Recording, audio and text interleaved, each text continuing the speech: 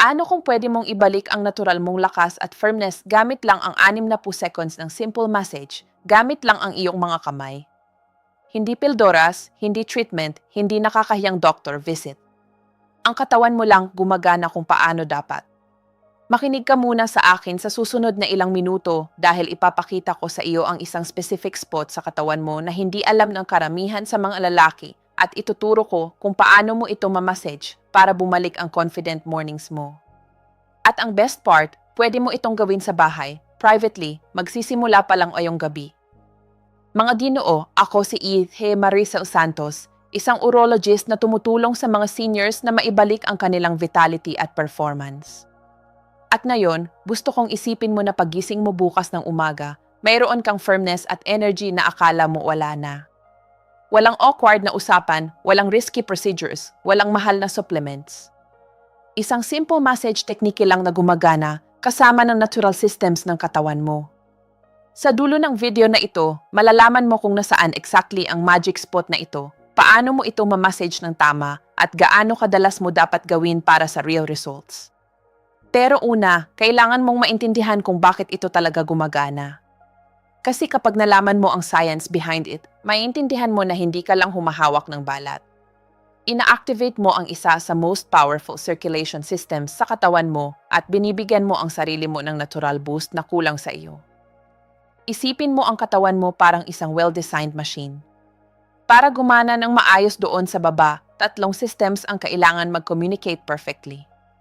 Ang utak mo nagpapadala ng arousal signals. Ang dugo mo kailangan dumadaloy freely at powerfully. At ang pelvic muscles mo kailangan tumugon quickly at maintain ang strength. Ito ang nangyayari habang tumatanda tayo. At ito ang hindi sinasabi ng karamihan sa mga doctors.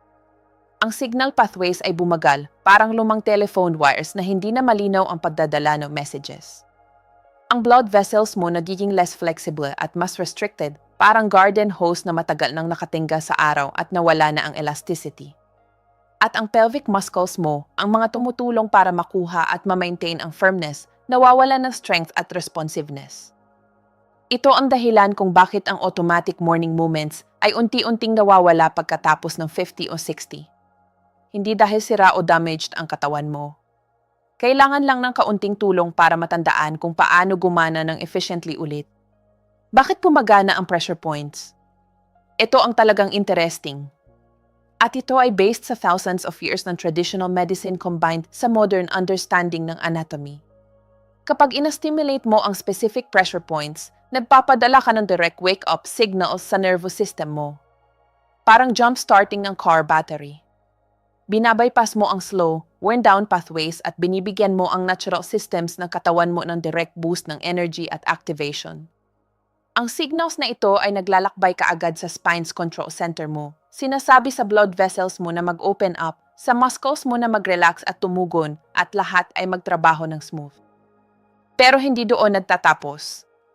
Ang particular spot na ito ay nagpapalakas din ng muscles na malalim sa pelvis mo na tumutulong sa iyo na ma-maintain ang firmness kapag nakuha mo na ito. Kaya hindi ka lang nagsisimula ng engine. Pinapatakbo mo ito ng malakas at reliable, katulad ng dati. Ang magic spot, ang iyong perineum. Okay, pag-usapan natin ang spot mismo.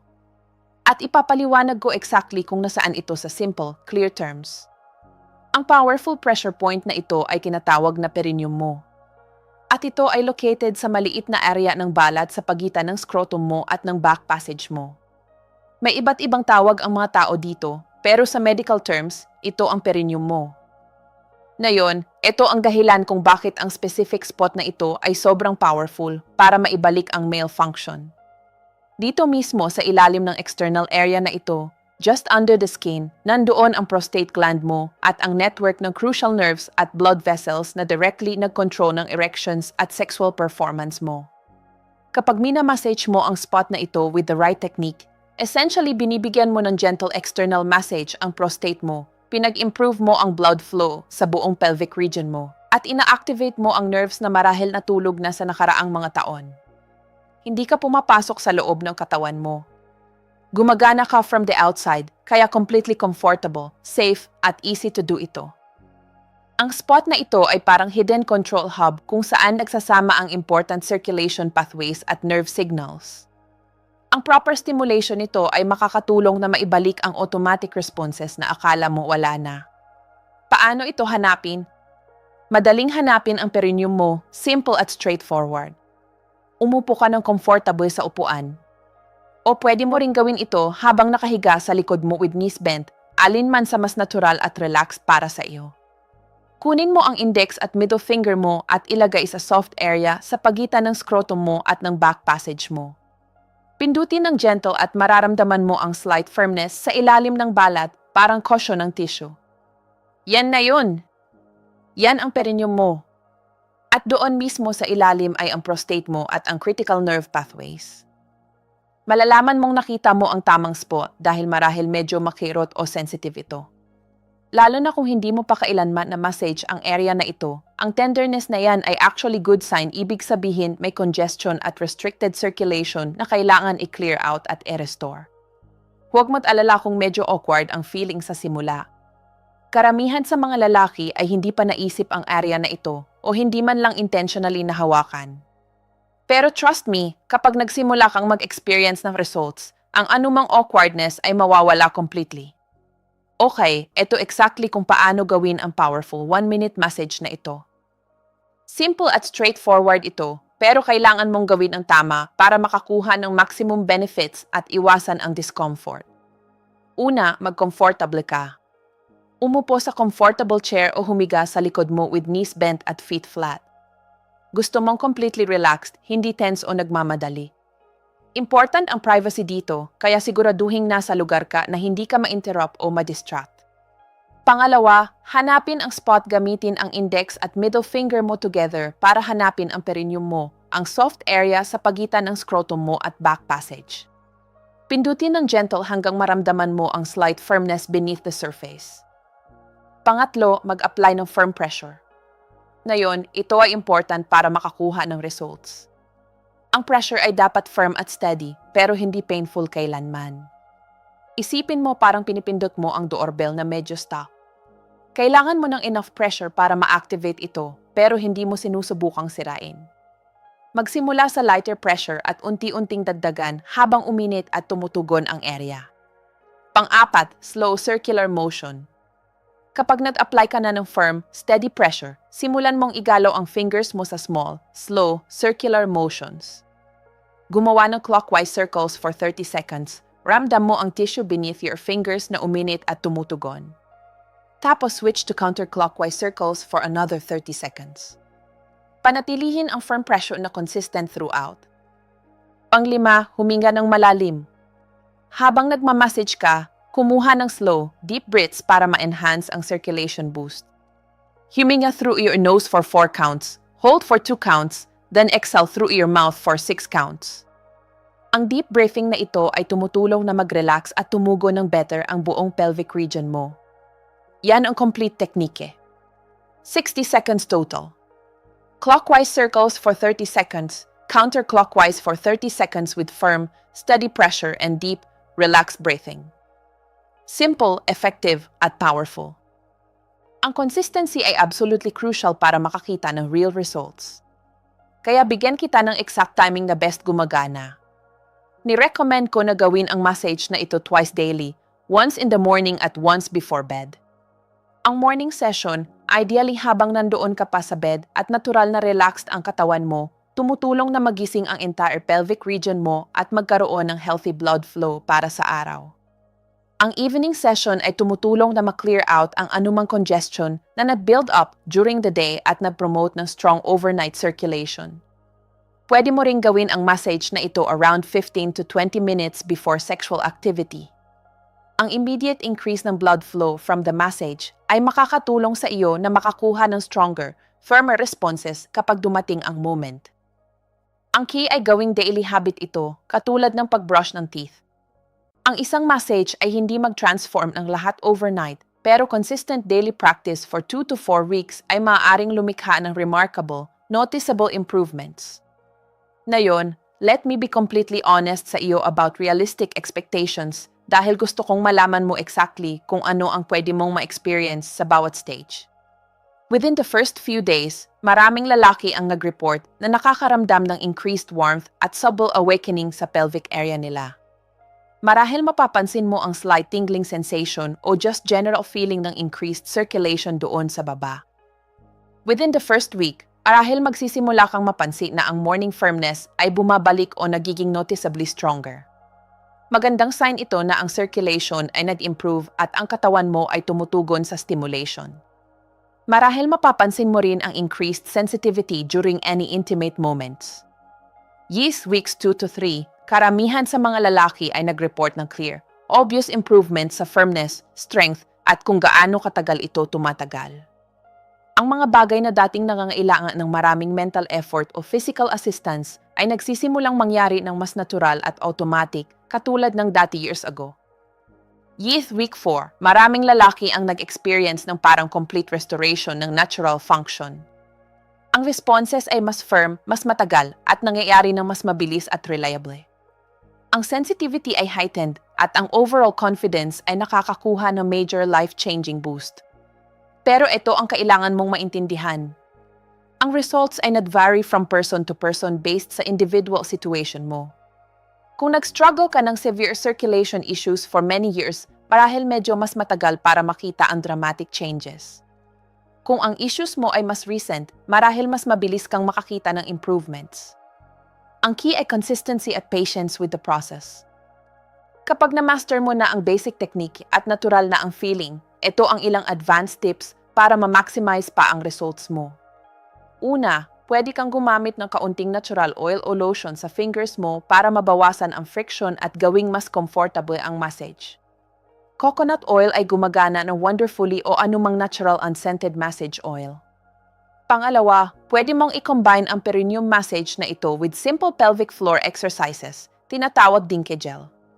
Pagkatapos mong tapusin ang 60-second massage mo, gumawa ng 10 to 15 kegel squeezes. I contract ang muscles na ginagamit mo para ihinto ang pag-ihi midstream. Hold for 3 seconds, then release completely. Ang combination na ito ay incredibly powerful para maibalik ang strength. Pangatlo, manatiling well-hydrated throughout the day. Ang good circulation ay absolutely nangangailangan ng good hydration. Mag-aim ng at least 8 glasses of water daily para panatilihing umaagos na maayos ang lahat. Pang-apat, consider na gawin ang massage na ito habang nag-take ng warm bath o shower. Ang warm water ay tumutulong na mag-relax ang pelvic muscles mo at nag-enhance ng blood flow sa buong region, ginagawang mas effective at comfortable pa ang massage.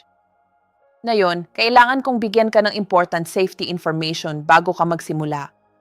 Una, huwag kailanman mag-massage ng area na ito kung nag-experience ka ng acute pain, infection o inflammation. Kung ang perineum mo ay extremely painful to touch, o kung mayroon kang open wounds o sore sa area na yan, skip completely ang teknike na ito at makipag-consult sa doktor mo immediately. Pangalawa, kung mayroon kang enlarged prostate, prostatitis, o anumang diagnosed prostate condition, makipag-usap sa urologist mo bago simulan ang massage routine na ito. Sa karamihan ng cases, perfectly safe ito at even beneficial pa, pero gusto mong siguraduhing appropriate ito para sa specific medical situation mo. Pangatlo, huwag mag-overdo, thinking na mas better kung mas marami. Twice daily for 60 seconds each time ay sapat na.